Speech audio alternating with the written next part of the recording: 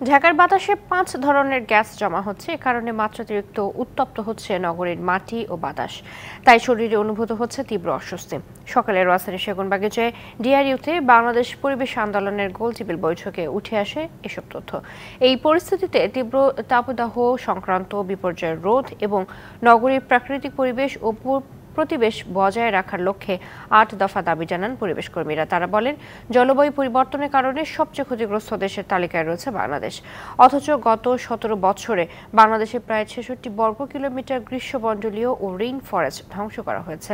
বনাঞ্চল ধ্বংস বন্ধ করতে কার্যকর নীতিমালা তৈরির আহ্বান জানান বক্তারা। তারা বলেন, প্রতি বছর বাংলাদেশে বার্ষিক ২.৬% হারে বন উজাড় করা হচ্ছে, যা বার্ষিক বৈশ্বিক গড় হারের প্রায় দ্বিগুণ।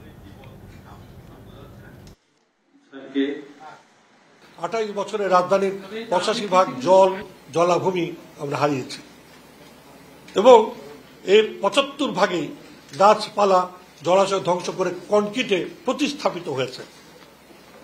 ঢাকাকে আমরা ঢেকে ফেলছি, এটা সত্য, কিন্তু সে ঢেকে ফেলার পরিণতি ভোগ করছি না তা কিন্তু না।